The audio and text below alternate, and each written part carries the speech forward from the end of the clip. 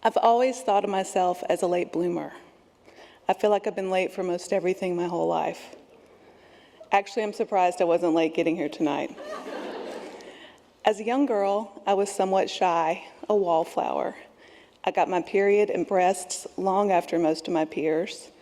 I had my first kiss later than my friends, and was one of the last in my group to have a serious boyfriend.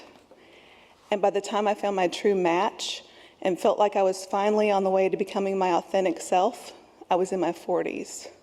Better late than never, right? Motherhood came relatively late for me too, at age 44. At least the doctors sure behaved as though I was late to the motherhood party. They referred to me as being high risk and of advanced maternal age. And they had me in the obstetrician's office virtually every week of my pregnancy. However, when it came to actually giving birth, motherhood came early. Maybe one of the first times in my life I've been early for anything.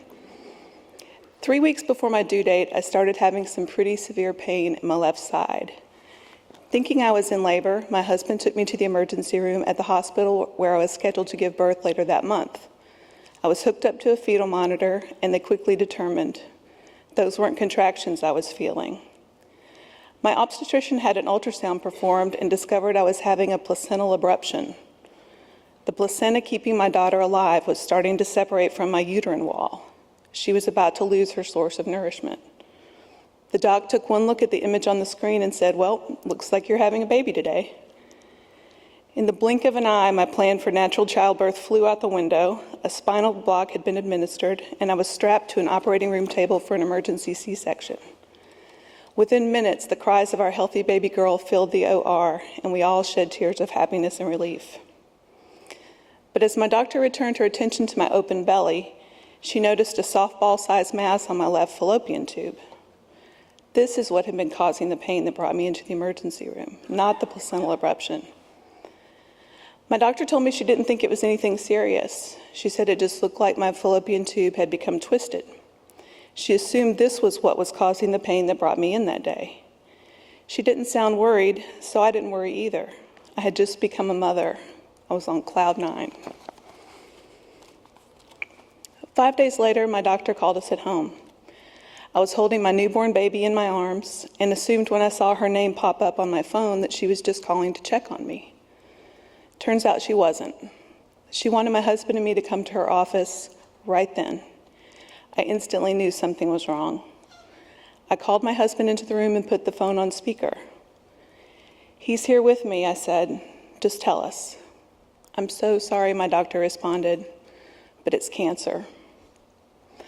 The mass on my fallopian tube had turned out to be malignant, and when they opened me up a couple weeks later to remove my female organs and poke around, they discovered the cancer was pretty widespread. It was staged at 3C and had been caught just in time. I was given a 50-50 chance of survival. After I had time to really let all of this sink in, I realized that cancerous mass on my fallopian tube, it actually saved my daughter's life. Because if the mass had not started causing enough pain to get me into the emergency room that day, the placenta sustaining her would have separated entirely, and she would have starved to death.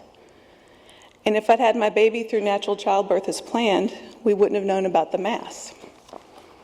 So the cancer saved my daughter, and my daughter, that baby I thought I'd never have, she saved me.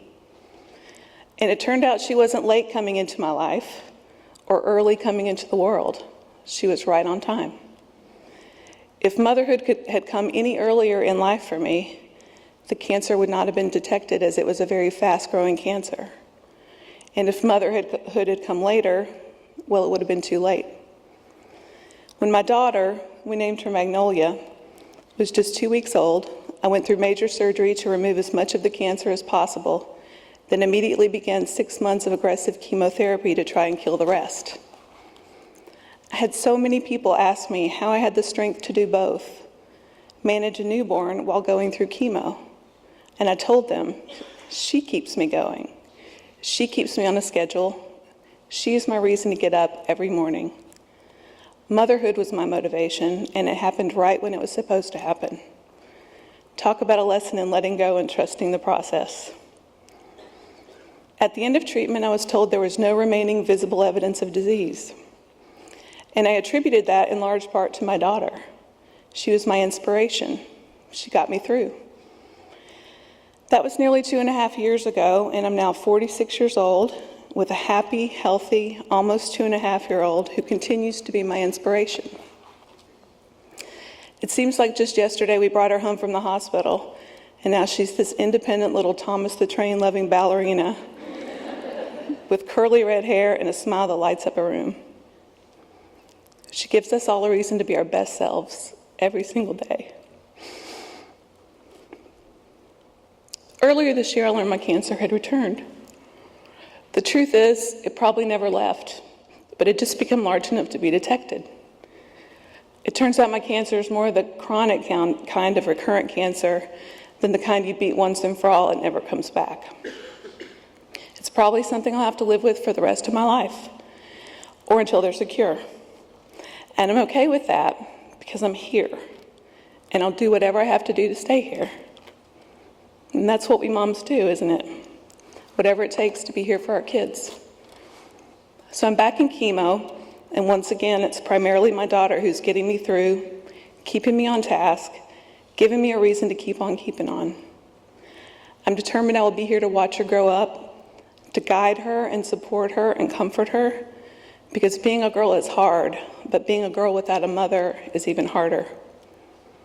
I've never been more motivated to live than I am right here, right now. I've never been more grateful for life itself and the world around me. I've never been more present. Motherhood did that for me. It saved my life and continues to save my life, day after day after day. And it happened exactly when it was supposed to happen, right on time.